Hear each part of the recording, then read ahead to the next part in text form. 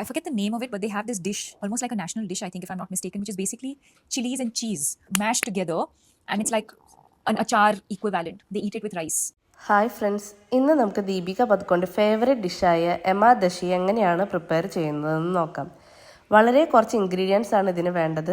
Chilli, butter, garlic and cheese. ചിലവർ അതിലേക്ക് പൊട്ടാറ്റോയും ചേർക്കണ കാണാം, സ്പ്രിംഗ് ഓണിയൻ ചേർക്കുന്നത് കാണാം.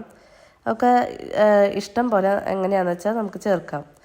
പാൻ ചൂടായാൽ അതിലേക്ക് കുറച്ച് വെള്ളമൊഴിച്ച് ചില്ലിയും ഗാർലിക്കും ഇട്ട് നന്നായി ബോയിൽ ചെയ്യിക്കുക.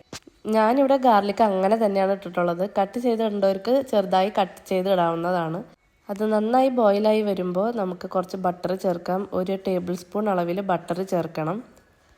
ബട്ടർ നന്നായി മെൽറ്റായിട്ട് ആ ചില്ലീനെയും ഗാർലിക്കിനായിട്ട് നന്നായി മിക്സ് ആവണ വരെ അത്രയും നേരം നമ്മളത് സോട്ട് ചെയ്തുകൊണ്ടേ ഇരിക്കണം.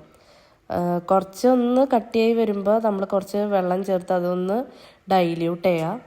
എന്നിട്ട് നന്നായി പാൻ ഇളക്കി കൊടുക്കുക, കാരണം അടിയിൽ പിടിക്കരുത്. അതുകൊണ്ടാണ് ഇങ്ങനെ ഇടയ്ക്കിടയ്ക്ക് ഇങ്ങനെ ഇളക്കിക്കൊണ്ടേ ഇരിക്കുന്നത്. പിന്നെ ആവശ്യത്തിന് ഉപ്പ് ചേർക്കുക. അത് ഇപ്പോൾ കുറച്ച് നോക്കുക, എന്നിട്ട് പിന്നെ ലാസ്റ്റ് ഉപ്പ് നോക്കിയാൽ മതി. ഇതിലോട്ട് ഞാനിനി 2 സ്ലൈസ് ചീസാണ് ഇടുന്നത്. അത് നന്നായി മെൽറ്റ് ആവണ വരെ നമ്മളത് ഇളക്കിക്കൊണ്ടേ ഇരിക്കുക.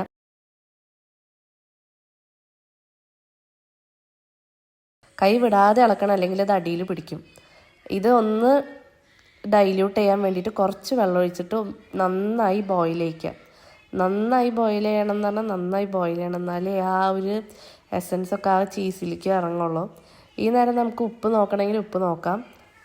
നല്ലോണം ബോയിലായതിന് ശേഷം ഫ്ലെയിം ഓഫ് ചെയ്ത് ഇതൊന്ന് മാറ്റി ഒരു സൈഡിലേക്ക് മാറ്റി വയ്ക്കുക.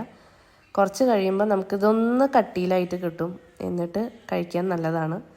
എനിക്ക് ചീസിനോട് വലിയ ഇഷ്ടമില്ലാത്ത കാരണം ഞാനിത് കഴിക്കാറില്ല, പക്ഷേ വീട്ടിലുള്ള എല്ലാവരും കഴിക്കും.